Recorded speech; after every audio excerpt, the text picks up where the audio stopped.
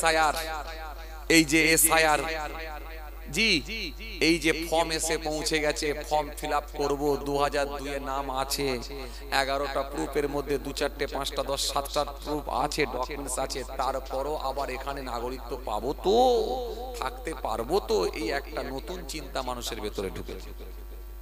তবে আপনাদেরকে আমি একটা কথা বলি, শোনেন, সে বলে যা পরের জন্য কুয়া খুললে সেই কুয়াতে নিজে কি পড়তে হয়। এখন অনুপ্রবেশকারী খুঁজতে গিয়ে দেখা যাচ্ছে যারা বলেছিল অনুপ্রবেশকারী তাড়িয়ে দেবো, এখন তারাই অনুপ্রবেশকারী হয়ে গেছে। কথা মনে বুঝতে পারেন, বুঝতে পারছেন কিছু? যারা বলেছিল অনুপ্রবেশকারী এখান থেকে হাঁটাতে হবে, এখন তারা নিজেরাই অনুপ্রবেশকারী হয়ে গেছে। মিডিয়া গিয়ে জিজ্ঞাসা করছে কিছু প্রুফ নাই, শেষে মিডিয়ার মান সম্মান নিয়ে টানাটানি চলছে। লাস্টে মুসলিম এলাকাগুলো, মুসলিম বস্তিগুলোতে গিয়ে এই তোমার কাগজ আছে প্রশ্ন করছে, আর তুই কাগজ চাওয়ার কে? তুমি কাগজ চাওয়ার কে? আজকে এখানে এতগুলো মিডিয়া আছে, অন ক্যামেরাই বলছি, একটা সময় আসবে মিডিয়াকেও কিন্তু মানুষ ছাড়বে না, যারা অন্যায় ভাবে মানুষের সামনে প্রশ্ন করবে। তুমি কাগজ চাওয়ার কে? তুমি কে? Were you? তুমি কে? তুমি কোন সরকারি কোন লোক? তুমি কোন প্রশাসনের লোক? তুমি কে? তুমি কাগজ দেখার কে? মুসলিম এলাকাগুলো, মুসলিম বস্তিগুলোতে গিয়ে জোর করে লুঙ্গি গেঞ্জি পরে আছে একটা গ্রাম্য এলাকার মানুষ। গ্রাম্য এলাকা থেকে সেই যুবকটি বড় হয়েছে, কোনোদিন মাইক্রোফোনে কথা বলে না, কোনোদিন মিডিয়ার সামনে গিয়ে বাইট দেওয়ায় অভ্যস্ত না, তাকে গিয়ে বলছে এই বাংলাদেশি বাংলাদেশি বাংলাদেশি বলে তারা কাটাচ্ছে। অথচ আপনি দেখেন ম্যাপিং এর কাজ যা হয়েছে তাতে আমরা জানতে পেরেছি আলহামদুলিল্লাহ মুসলমানদের প্রায় 97 থেকে 98% মুসলমানের নাম মিলে গেছে। জেনে গেছেন, এটা আপনারা জানেন, সোশ্যাল মিডিয়ার মাধ্যম দিয়ে জানতে পেরেছেন। তো সুতরাং মনে রাখবেন, মুসলমানেরা এই দেশে আসেনি, আমাদের পূর্বপুরুষ তারা এ দেশে রাজত্ব করেছিলেন, কম বেশি প্রায় 1100 বছর ধরে রাজত্ব করে গেছে। তো সুতরাং তারা কেন বাংলাদেশ থেকে এখানে আসতে যাবে? দেশ স্বাধীনের আগে থেকে দেশে তারা নাগরিক। আমি তো জানতে পেরেছি, এমনও মানুষ বলছে, কেউ বলছে 1938 সালের কাগজ আছে হুজুর, কেউ বলছে 1923 সালের কাগজ আছে হুজুর। আপনি মানেন আর নাই মানেন সেটা পরের কথা, ভিন্ন কথা। আপনি যদি বলেন জোর করে নাম কাটবো বাদ দেবো সেটা পরের কথা, কিন্তু 1933 সাল, 38 সাল, 42 সালের কাগজও লোক দেখিয়ে দেবে বলছে। তো কাকে আপনি বলবেন অনুপ্রবেশকারী, বিদেশি? শেষে আর উপায় খুঁজে পাচ্ছেন না, লাস্টে মুসলিম এলাকাগুলো গিয়ে একেবারে গ্রাম্য এলাকা, প্রত্যন্ত এলাকায় গিয়ে যে মানুষগুলো, যে মহিলাগুলো জীবনে মিডিয়ার সামনে আসে না, মাইক্রোফোনে কথা বলায় অভ্যস্ত নাই, তাদেরকে জোর করে ভুলভাল বলিয়ে নিয়ে হাইলাইট করে নিজের আপনার কি বলে ভিউজ, লাইক, শেয়ার বাড়ানোর জন্য, নিজের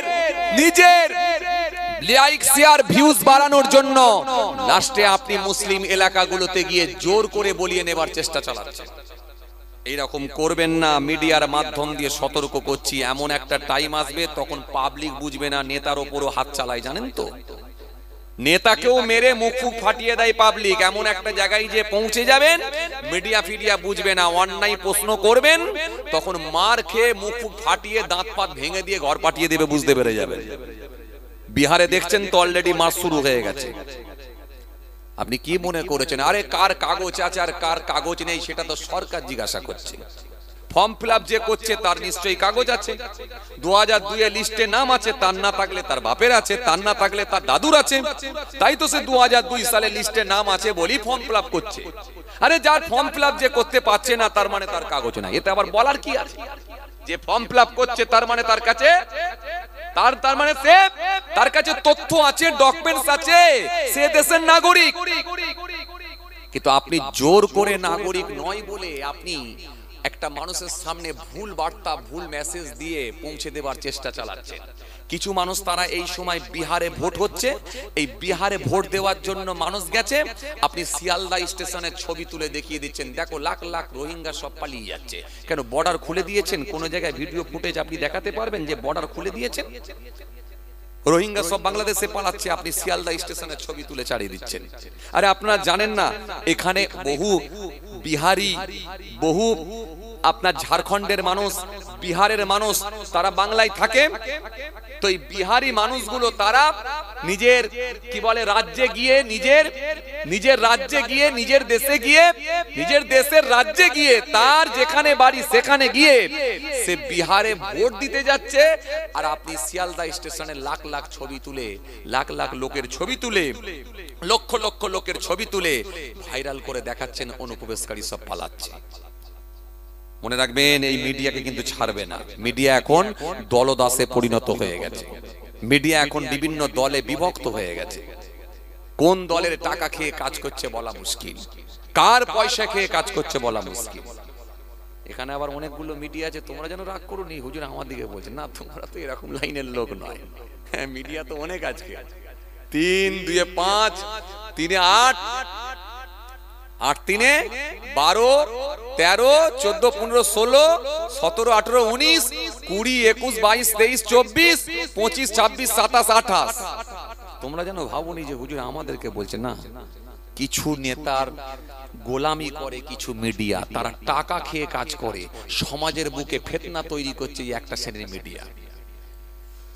যাক, আমি আপনাদেরকে একটাই কথা বলবো, এসআইআর হচ্ছে ভালো জিনিস হোক, স্বচ্ছভাবে হোক, স্বচ্ছভাবে হোক, নিরপেক্ষভাবে হোক। নিরপেক্ষভাবে যদি হয়, যদি স্বচ্ছতার সঙ্গে হয়, ইনশাআল্লাহ মুসলমানদের কোনো ক্ষতি হবে না। যাদের জন্য কুয়া খুলেছে তারা পড়বে না, বরং যারা কূপ খুলেছে, কুয়া খুলেছে তারাই পড়বে।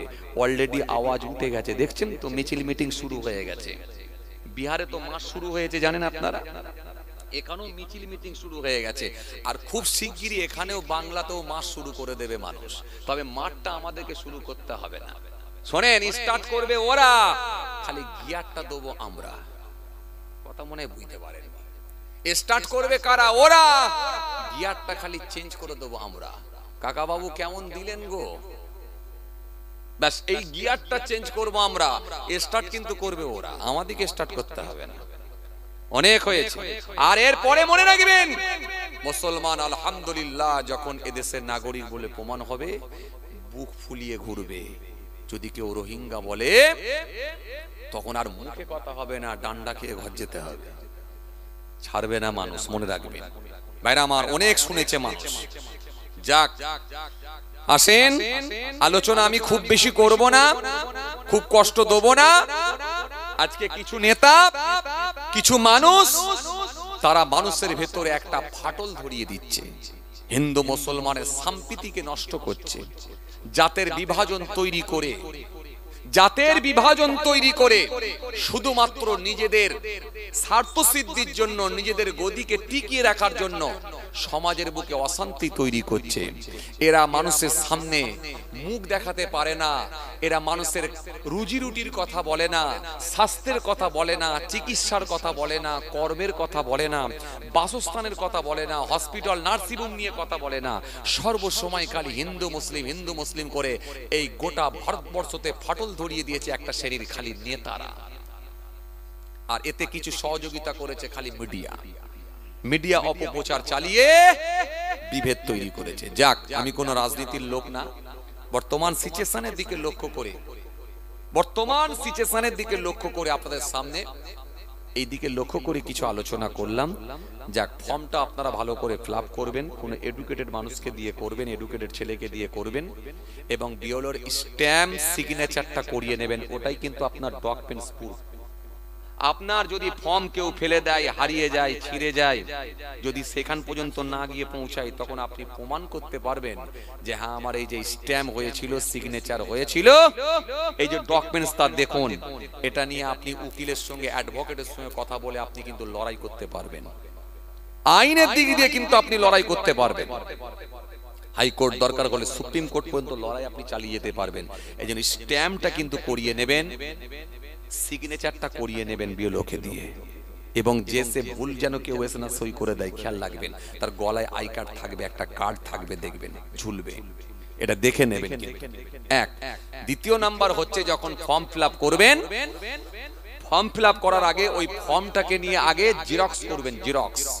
কেন জিরক্সটা করে আগে ফিল আপ করে নেবেন, ভুলভ্রান্তি কাটাকুটি যা হোক, সাদা কালি যা হোক, জিপ ওই জিরক্স কপিটার উপর দিয়ে হবে।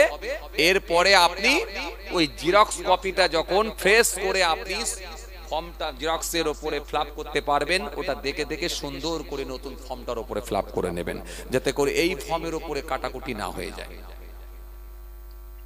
কথা কিছু বুঝতে পারছেন? আগে জিরক্স করে নেবেন, ব্যাস। এরপরে সুন্দর করে দেখে নেবেন কোন ছকটার ভেতরে কি লিখতে হবে, সেটা ভালো করে এডুকেটেড ছেলেরা জানে, পাড়ার ছেলেরা জানে, শিক্ষিত ভাইয়েরা জানে, দেখে দেখে সুন্দর করে তার ডকুমেন্টস গুলো দেবেন, দিয়ে করিয়ে দেবেন। যাই হোক ভাইরা আমার, বন্ধুরা আমার, সাথী মহব্বতের ভাইরা, আলোচনা অল্প সময় কিছু করে দোয়া হয়ে যাবে। আলহামদুলিল্লাহ, আলোচনা তো মোটামুটি আমরা শোনাই অভ্যস্ত। নামাজ, রোজা, দাড়ি, টুপি, হজ, যাকাত, তাসবিহ, তেলাওয়াত সব ওয়াজই আমাদের শোনা আছে। মুসা নবীর ওয়াজ, ঈসা নবীর ওয়াজ, দাউদ নবীর ওয়াজ, সুলাইমান নবীর ওয়াজ, জাকারিয়া নবীর ওয়াজ, ইহইয়া নবীর ওয়াজ সব ওয়াজই কম বেশি আমাদের শোনা, অনেকটাই আমাদের জানা। আসেন, আমি আপনাদের সামনে আর খুব বেশি আলোচনা লম্বা করতে চাইছি না, একটা হাদিসকে সামনে রেখে কিছু আলোচনা করে দোয়া হয়ে যাবে। এই একটা হাদিসকে সামনে রাখছি এই কারণে, যেটা আমাদের ডিস্টার্ব, যেটা আমাদের সমস্যা, যেটা আমাদের অসুবিধা, সেই জায়গাটা যদি আমরা, সেই ছিদ্রটা যদি আমরা আপনার কি বলে আমরা যদি বন্ধ করে দিতে পারি নিশ্চিতভাবে, তাহলে ইনশাআল্লাহ আল্লাহর খাতাতেও এসআইআরেতেও আমাদের নামটা উঠে যাবে ইনশাআল্লাহ। এটা তো আপনি দুনিয়ার খাতায় এসআইআর নাম তুলতে চাইছেন, কিন্তু আল্লাহর খাতায় এসআইআর তো নামটা তুলতে হবে। ওখানেও তো আল্লাহ চেক করে দেখে নেবেন নাম আছে না নাই, আছে না নাই, এটা দেখে নেবেন। আসেন, যে কারণে নাম বাদ যেতে পারে আমি আপনাদের সামনে সেই রকম একটা হাদিস নিয়ে এসে কিছু আলোচনা করে দোয়া করে দেবো। খুব কষ্ট আপনাদেরকে দেবো ভাইরা আমার, বন্ধুরা আমার, সাথী মহব্বতের ভাইরা, বর্তমান সময়ে যদি আপনি সমীক্ষা করে দেখেন, তুলনামূলকভাবে কিছু দাড়িওয়ালা বেড়েছে, টুপিওয়ালা বেড়েছে, নামাজি বেড়েছে, জুব্বাওয়ালা বেড়েছে, হাজি সাহেব বেড়েছে, ইমাম সাহেব বেড়েছে, হাফেজ সাহেব বেড়েছে, মাওলানা সাহেব বেড়েছে, কারি সাহেব বেড়েছে, তুলনামূলকভাবে বেড়েছে। বাড়েনি যে এমনটা না, কিন্তু ডিস্টার্ব হচ্ছে কি দুটো কারণে মানুষ বেশি জাহান্নামী হতে পারে। এক, এই জিহ্বা, জিহবা, জবানকে কন্ট্রোল না করতে পারার কারণেতে। আর দ্বিতীয় নাম্বার হচ্ছে মানুষ যেগুলোকে খুব ছোট খাটো, খুব ক্ষুদ্র জিনিস বলে মনে করে সেগুলোর গুরুত্ব দেয় না, কিন্তু সেই ছোট খাটো ক্ষুদ্র, এই ক্ষুদ্র কাজগুলো আপনাকে জাহান্নামায় নিয়ে যাবার জন্য যথেষ্ট হতে পারে। এজন্য মনে রাখবেন, আমাদের সামনে এমন কিছু ছোটখাটো কাজ হয়ে থাকে যেগুলোকে আমরা ক্ষুদ্র কাজ মনে করি, ছোট কাজ মনে করি, ওগুলোর গুরুত্ব দিই না, আমরা অবহেলা করি। এজন্য এই জায়গা থেকে যদি বেরিয়ে আসতে না পারি আর নিজের জিহ্বা জবানকে যদি আমরা কন্ট্রোল না করতে পারি, যদি সংযত না রাখতে পারি, নিশ্চিতভাবে আমাদেরকে ধরা খেতে হবে। না হলে মোটামুটি আলহামদুলিল্লাহ দাড়িওয়ালা, টুপিওয়ালা, নামাজি, রোজাদার লোক আলহামদুলিল্লাহ কিছু আছে মার্কেটে, নেই যে তা না। এই জন্য এই দুটো কারণে জাহান্নামীর সংখ্যা হতে পারে, বেশি হতে পারে। এই জন্য একটা হাদিস এসেছে, রাসূলুল্লাহ সাল্লাল্লাহু আলাইহি ওয়াসাল্লাম বলছেন, মায়েশা সিদ্দিকা থেকে বর্ণিত হাদিস, যে আল্লাহ নবী সুন্দর করে বললেন, কাল কিয়ামতের ময়দানে আল্লাহ পাক যদি কাউকে জিজ্ঞাসা করেন, কোশ্চেন করেন, কোন বিষয়ে যদি হিসাব চায়, তাহলে ওই মানুষটা ধ্বংস হয়ে যাবে, নিশ্চিতভাবে ওই লোকটা ধ্বংস হয়ে যাবে, তার হিসাব দিতে সে সক্ষম হবে না। কথা কিছু বুঝে আসছে? চাই আপনার নামাজের হিসাব হতে পারে, চাই আপনার রোজার হিসাব হতে পারে, আপনার দান খায়রাতের হিসাব হতে পারে, আপনার ছেলে মেয়েগুলোকে আপনি ধর্মীয় শিক্ষা দেননি কেন, তার হিসাব হতে পারে। আপনার বিবিকে আপনি পর্দার মধ্যে রাখতে পারেননি কেন, সেই হিসাব হতে পারে। আপনি হারাম খাদ্য কেন ভক্ষণ করছেন, সেই হিসাবও হতে পারে। আপনার বেটা যে হারাম খাদ্যের সঙ্গে যুক্ত আছে, আপনি তাকে কেন কৈফিয়াত করেননি, তাকে কেন আপনি ভুল পথ থেকে বাঁচিয়ে নিয়ে আসেননি, সেই প্রশ্ন হতে পারে, ইত্যাদি। এই যে প্রশ্ন যদি আল্লাহ কাউকে ছুড়ে দেয়, কোশ্চেন হয়, নবী বলছে 100% সেই মানুষটা ধ্বংস হবে, নিশ্চিতভাবে ধ্বংস হবে, 100% ধ্বংস হবে। এই জন্য আল্লাহ দরবারে নাজাত পাওয়াটা বড় কঠিন হয়ে যাবে। ভাইরা আমার, বন্ধুরা আমার, সাথী মহব্বতের ভাইরা, এজন্য রাসূলুল্লাহ সাল্লাল্লাহু আলাইহি ওয়াসাল্লাম একটা হাদিস দিয়েছেন, হযরতে আবু হুরায়রা রাদিয়াল্লাহু তাআলা আনহু থেকে বর্ণিত হাদিস, আইয়ুন নাসি আকরাব ক্বালা আকরাবুহুম ইনদাল্লাহি আতকাকুম। আল্লাহ নবীকে জিজ্ঞাসা করা হলো, হুজুর হুজুর হুজুর কোন মানুষটা আল্লাহর কাছে প্রিয় মানুষ? ক্বালা আকরামুহুম ইনদাল্লাহি আতকাকুম। হ্যাঁ, আমি রাসূল বলছি ওই লোকটাই আল্লাহর কাছে প্রিয় যে মানুষটা সবথেকে বেশি পরহেজগার তাকওয়াওয়ালা হয়ে যেতে পেরেছে। এই পরহেজগার তাকওয়াওয়ালা, আপনি নামাজ পড়েছেন আলহামদুলিল্লাহ, রোজা রেখেছেন আলহামদুলিল্লাহ, জুব্বা পড়েছেন আলহামদুলিল্লাহ, হজ যাকাত দাড়ি টুপি সব আছে আলহামদুলিল্লাহ, কিন্তু আপনি যদি তাকওয়াওয়ালা না হতে পারেন, পরহেজগার যদি না হতে পারেন, আল্লাহর কাছে আপনি প্রিয় বান্দা নাও হতে পারেন। কেন? আপনার দাড়ি আছে, নামাজ আছে, টুপি আছে, কিন্তু জেনে শুনে ডাইরেক্ট মানুষকে ঠকিয়েছিলেন আপনি। আপনি যখন ডাইরেক্ট ঠকিয়েছিলেন, পটলের মার্কেটে যখন পটল বিক্রি করতে গিয়েছিলেন, 3 দিন আগেকার পটলগুলোকে বস্তা থেকে ঢেলে পানির ঝাপটা মেরে লোককে ডাইরেক্ট বলেছিলেন যে আজকে সকালে টাটকা পটল নিয়ে এসে তোমাদের সামনে দিচ্ছি। এই ডাইরেক্ট আপনি নিজের পটলগুলোকে বিক্রি করতে গিয়ে ডাইরেক্ট সরাসরি মিথ্যা বলে চালিয়েছিলেন। হতে পারে আল্লাহর কাছে এখনো আপনি তাকওয়াওয়ালা প্রিয় ব্যক্তি নাও হতে পারে। খুব চাপ। এই জন্য নামাজ, রোজা, দাড়ি, টুপি, জুব্বা আলহামদুলিল্লাহ আছে, ঠিক আছে মাশাআল্লাহ, কিন্তু আপনাকে কতটা স্বচ্ছ বানিয়ে দিয়েছে এটা দেখতে হবে।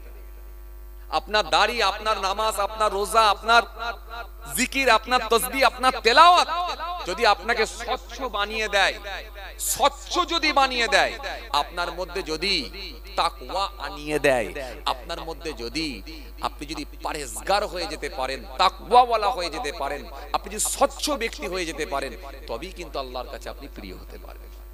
নামাজ রোজা দাঁড়িয়ে আছে, ভেতরে তো গীবত ঢুকে আছে। নামাজ রোজা দাঁড়ি তো আছে, ভেতরে তো একটা বড় মাপের ওয়াহমিকা ঢুকে আছে, অহংকার ঢুকে আছে। নামাজ রোজা দাড়ি টুপি তো আছে, আপনার ভেতরে তো এখনো গীবত ঢুকে আছে, পরচর্চা ঢুকে আছে। নামাজ রোজা দাড়ি টুপি তো আছে, কিন্তু আমানতের খেয়ানত এটাও তো ঢুকে আছে। নামাজ রোজা দাড়ি টুপি তো আছে, কিন্তু এখনো পর্যন্ত মাঝে মধ্যে জমিতে আল ছাড়তে গিয়ে প্রয়োজনে কেঁচা বেঁধে গালাগালিও তো আছে। তার সঙ্গে আপনার তফাৎ কি রইল? ওটা তো দাড়ি কাটা লোক, ওটা তো বেনামাজি লোক, ওটা তো দরবেশ লোক নয়, সুফি লোক নয়, তাকওয়াওয়ালা লোক নয়। তার সঙ্গে আপনার তফাৎ কি? সেও গালাগালি দিচ্ছে, আপনিও গালাগালি দেবেন না? আপনাকে প্রোটেস্ট করতে হবে অন্যভাবে। আপনি বলুন যে ভাই তুই যদি আমাকে গালাগালি দিস, আমি কিন্তু গালাগালি দিতে পারবো না, কিন্তু আমি আমার এলাকার লোকেদেরকে গিয়ে জানাবো, আইনত ভাবে আমি ব্যবস্থা নেব, বিচারের করব, একটা সালিসি বসাবো, গ্রামে গ্রাম কমিটি বসবে। কিন্তু সে আপনাকে কেঁচা বেঁধে গালাগালি দিচ্ছে বলে আপনিও কেঁচা বেঁধে গালাগালি দেবেন, অথচ মুখে দাড়ি, বড় জুব্বা পরে আছেন, জুব্বাটাকে খুলে ফেললেন, টুপিটাকে পকেটে নিয়ে নিলেন, নিয়ে মনে মনে ভাবছেন গালাগালি দিয়ে শোধ করে নিলাম। তার মানে আপনি ভাবলেন না, এখনো কিন্তু আল্লাহর কাছে প্রিয় বান্দা হতে পারলেন না। এর দাড়ি, টুপি, জুব্বা থাকার পরেও আপনি কতটা স্বচ্ছ ব্যক্তি হয়েছেন এটা দেখতে হবে। আর স্বচ্ছ ব্যক্তিকে আল্লাহ ভালোবাসেন। বালা মান আওফা বিআহদিহি আল্লাহ ফাইনাল্লাহ ইউহিব্বুল মুত্তাকিন। কোরআন স্পষ্ট ঘোষণা দিচ্ছে, আল্লাহ বলছেন কি ওই ব্যক্তিগুলো কি তো আল্লাহ পছন্দ করেন যারা ওয়াদা পূরণ করেছে। আর পৃথিবীর জমিনে তাকওয়াওয়ালা হয়ে গেছে, এই তাকওয়াওয়ালা ব্যক্তিগুলোকে, মুত্তাকি ব্যক্তিগুলোকে আল্লাহ বড় ভালোবাসেন, পছন্দ করেন। হ্যাঁ, কোরআন তো আপনাকে বলেছে ইন্নাল্লাহ ইউহিব্বুত তাওয়াবিনা ওয়া ইউহিব্বুল মুতাতাহহিরিন। আল্লাহ বলেছে তওবাকারীকে ভালোবাসি আর পবিত্রতা অর্জনকারীদেরকে আমি পছন্দ করি। ইন্নাল্লাহ লা ইউহিব্বুত তাওয়াবিনা লা ইউহিব্বুত তাওয়াবিনা ওয়া ইউহিব্বুল মুতাতাহহিরিন। কোরআন তো স্পষ্ট ঘোষণা দিয়েছে। সুতরাং আপনি তওবা করেছেন, কিন্তু কতটা পবিত্র হতে পেরেছেন, এই পবিত্রতা অর্জনকারীদের কি আল্লাহ বড় ভালোবাসবেন, পছন্দ করবেন। এই জন্য ভাইরা আমার, বন্ধুরা আমার, সাথী মহব্বতের ভাইরা, ভুল বুঝবেন না, রাগ করবেন না। নিজেকে পবিত্র হয়ে যেতে হবে, স্বচ্ছ হতে হবে, এবং পরিবারটাকেও আপনাকে স্বচ্ছ বানিয়ে ফেলতে হবে। ছেলে মেয়ে, বিবি, বাল বাচ্চা, এমনকি নাতি পোতা যারা আছে, সকলকে অন্তত পর্যাপ্ত ধর্মীয় শিক্ষা দিয়ে তাদেরকে স্বচ্ছ বানিয়ে দিতে হবে। এটা হলো আপনার দায়িত্ব। এত সহজ নয়। কে বলেছে আপনাকে প্রশ্ন আসবে না?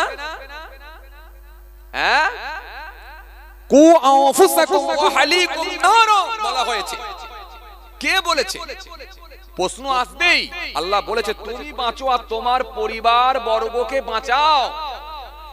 কোথা থেকে? জাহান্নামের আগুন থেকে।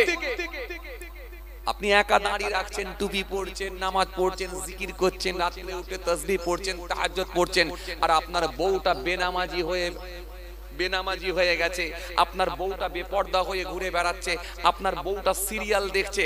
আপনি ভাবছেন ও যা পারে করবে যাক, মরে গেলে ও জাহান্নামে যাবে, আমি জান্নাতে যাব। কে বলেছে? প্রশ্ন আপনার কাছে আসবে ঘুরে। তুমি তোমার পরিবারকে, তুমি তোমার বিবিকে, তুমি তোমার আহলিয়াকে বাঁচালে না কেন? কথা মনে হয় বুঝতে পারেননি আমার। বুঝতে পারছেন কিছু?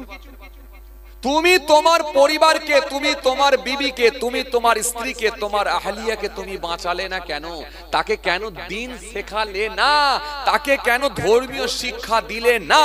পর্দা পশিদার কথা বললে না কেন? এই প্রশ্ন আসবে। তার মানে আপনি একা যতই চেষ্টা করেন বেঁচে যাবার, বাঁচতে পারবেন না। কথা মনে হয় বুঝতে পারেননি। কেন? তুমি গার্জেন। তোমার বিবি তো যদি একবার তোমাকে না বলে যদি সে তার মায়ের বাড়ি চলে যায়, তখন বলেছিলে মায়ের বাড়ি চলে গেল, আর আসতে হবে না, আমি তোর গার্জেন না? বলেছিলিস না? বলে আরে কথা বলে না। তখন বলেছিলেন না, বলেননি? আপনার বিবি, আপনার স্ত্রী যদি আপনাকে না বলে যদি মায়ের বাড়ি চলে যায়, এটা কি আপনি মেনে নেবেন? চাপ ভাই, কথা বলছে না কেন? আচ্ছা, কথা বলেনি কেন? আরে যুবক গুলো না হলে বলেনি, চাচা গুলো কি বলছেন এটা আমরা মেনে নেবো? হ্যাঁ, তখন বলছি গার্জেন। গার্জেন আমি না? তুই না মায়ের বাড়ি চলে গেলি, ওখানে থাক। রেগে গিয়ে চাচা তখন বুড়িকে পর্যন্ত ছাড়ে না, চাচিকেও ছাড়ছে না। যা মায়ের বাড়ি গেছিস থাক। বুড়ি সর্বনাশ। চাচা তখন চাচিকেও ছাড়ছে না, রেগে গেছে এত। অথচ চাচি বুড়ি হয়ে গেছে, তাকেও ছাড়ছে না। বুড়ি না বলে গেলে তাকেও ছাড়ে না। তাহলে ওই বুড়িকে তো আপনি যখন, ওই বুড়িটা যখন আপনার স্ত্রী হয়ে এসেছিল, তখন তো আপনি ধর্মীয় শিক্ষা একবারও দিলেন না। তাকে তো আপনি বললেন না কোরআন পড়, নামাজ পড়, নাহলে আল্লাহর দরবারে আমাকেও জবাব দিতে হবে, তুই পর্দার মধ্যে থাক। এটা তো তখন বললেন না। ভাইরা আমার, বন্ধুরা আমার, সাথী মহব্বতের ভাইরা, ভুল বুঝবেন না, রাগ করবেন না। এই জন্য আল্লাহ বলছে তুমি বাঁচো আর তোমার পরিবার বর্গকে বাঁচাও। কোথা থেকে? জাহান্নামের আগুন থেকে। আল্লাহুম্মা, আওয়াজ দিয়ে পড়েন সাইয়্যিদানা ওয়া আলা আলি।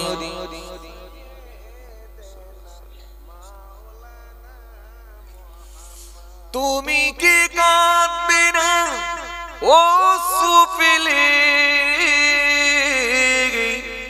তুমি কি চাইবে না দোয়া তুলে? তুমি কি কাঁদবে না ও সুফিলে? তুমি কি চাইবে না দোয়া তুলে?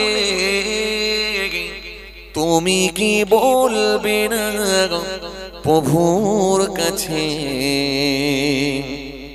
হৃদয় ঢেলে, হৃদয় ঢেলে, হৃদয় ঢেলে, হৃদয় ঢেলে রাত কি কেটে যাবে ঘুমিয়ে বলো সে? তুমি কি জানবে না তোমার নিজেকে প্রভুকে, প্রভুকে প্রভুকে প্রভুকে আল্লাহুম্মা আওয়াজ দিয়ে পড়েন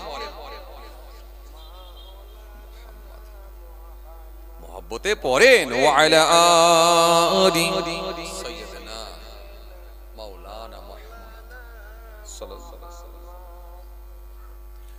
ওয়া ক্বালা আল্লাহু তাআলা في كلامه المجيد والفرقان الحميد يا أيها الناس اعبدوا ربكم الذي خلقكم والذين من قبلكم لعلكم تتقون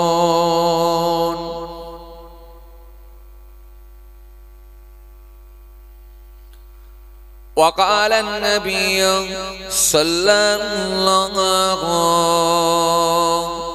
عليه وسلم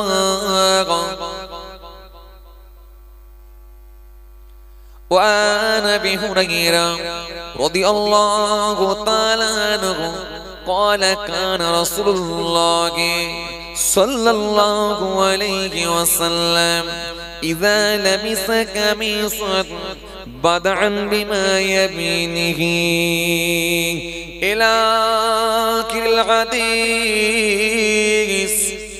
أو كما قال प्यारे हाजिरान मजलिस श्रद्धेय दिलदार ईमानदार परहेजगार मुत्ताकी बयोज्येष्ठ আল্লাহওয়ালা প্রবীণ মানুষেরা বয়োজ্যেষ্ঠ মানুষেরা আমার পিতৃতুল্য বাপেরা বৃদ্ধ মানুষেরা জওয়ান যুবক ভাইরা সাথী মহব্বতের ভাইরা তরুণ যুবকেরা আমাদের ঘরের সন্তানেরা আমার ছোট ছোট ভাই বোনেরা আজকের মাহফিলে আগত একাধিক মিডিয়া ভাইরা আজকের মাহফিলে বসে থাকা বিশিষ্ট ব্যক্তিরা হাফেজে কোরআন ওলামায়ে কেরাম হুফাজে কেরাম আল্লাহ পাকের হাজী বান্দাগণেরা খাস করে এই মহল্লার ইমাম আমাদের সকলের কাছে অত্যন্ত প্রিয় সম্মানীয় ব্যক্তি মোহতারাম ইমাম সাহেব ভাই পাশাপাশি আরো জানায় আজকের মাহফিলে বসে থাকা জ্ঞানী গুণী মানুষ শিক্ষিত মানুষ এডুকেটেড মানুষ সোশ্যাল মানুষ কাজের মানুষেরা বিভিন্ন রকম কর্মের সঙ্গে সম্পৃক্ত পাশাপাশি আরো জানাই আজকের মাহফিলে আগত বিভিন্ন গ্রাম থেকে বিভিন্ন পাড়া থেকে দূর দূরান্ত থেকে আগত মেহমানগণেরা আজকের মাহফিলে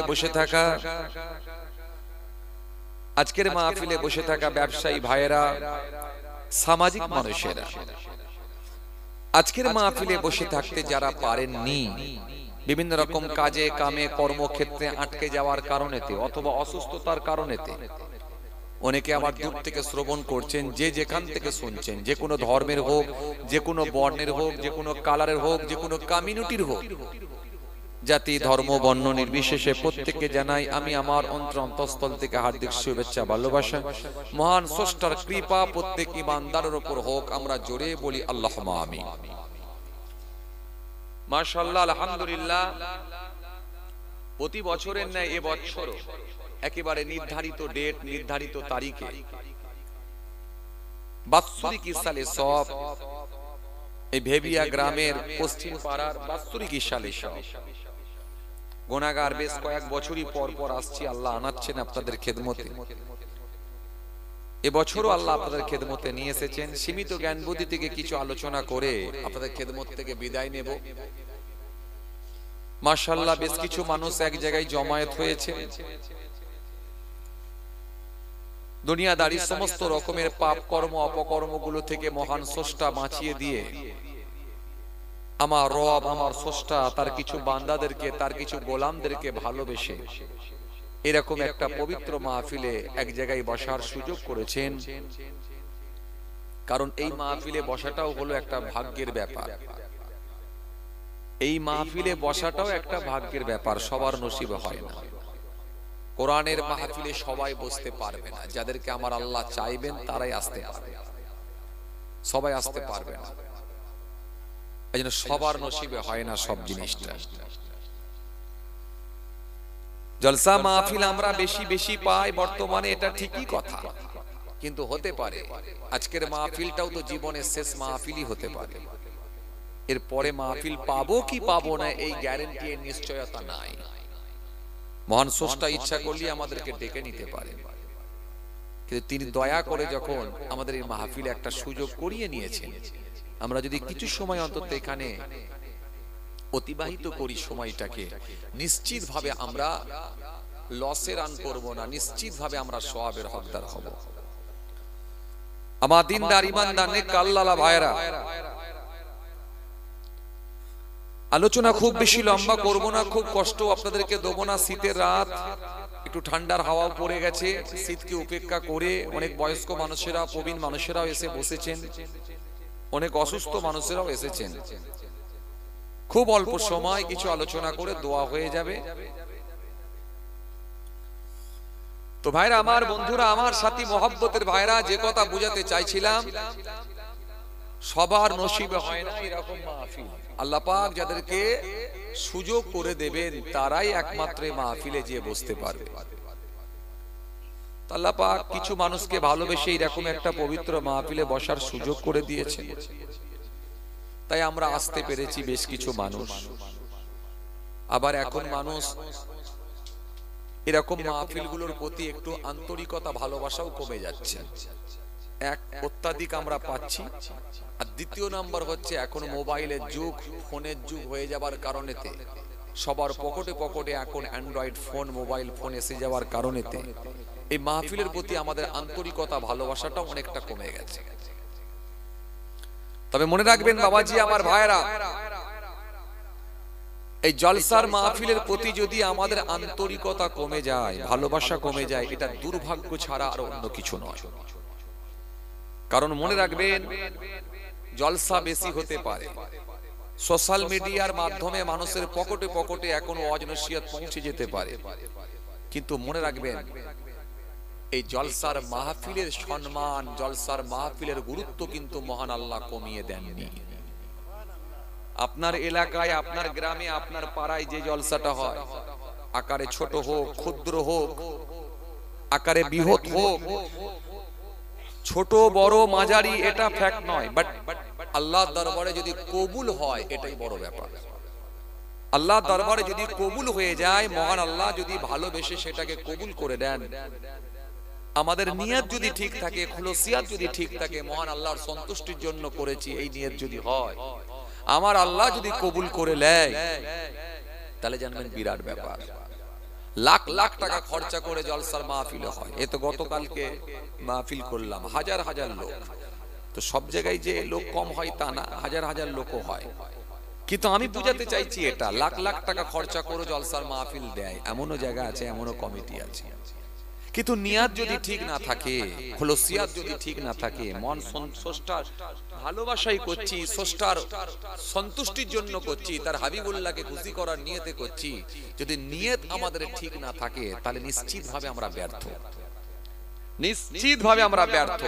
ওই জলসার মাহফিলের কোনো মূল্য নাই। আর আপনার পাড়ায়, আপনার এলাকায়, আপনার গ্রামে যদি ছোট্ট একটা দোয়া খায়রের মাহফিল হয়, মহান আল্লাহর সন্তুষ্টির জন্য করছি, যদি এই নিয়ত আমাদের থাকে, 100% আমার আল্লাহ যদি কবুল করেন, ইনশাআল্লাহ নিশ্চিতভাবে আমরা সফল, নিশ্চিতভাবে আমরা গেনার হতে পারবো।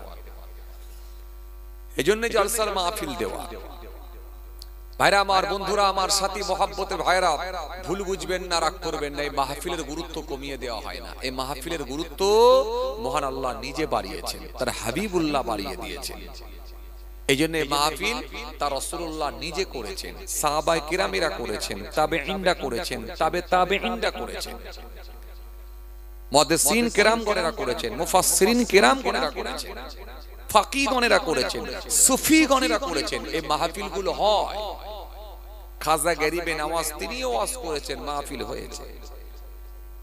ওসমান হারুনি রাহমাতুল্লাহ আলাইহি তিনিও ওয়াজ করেছেন, মাহফিল হয়েছে। জি, সুফি ফাতেওয়ালি ওয়াইসি রাহমাতুল্লাহ আলাইহি তিনিও ওয়াজ করেছেন, মাহফিল হয়েছে। ফুরফুরা শরীফের আবু বকর সিদ্দিক দাদা হুজুর পীর কেবলা রাহমাতুল্লাহ আলাইহি তিনিও ওয়াজ করেছেন, মাহফিল হয়েছে। কাইয়ুমুজ জামান বড় হুজুর পীর কেবলা রাহমাতুল্লাহ তিনিও ওয়াজ করেছেন, মাহফিল হয়েছে।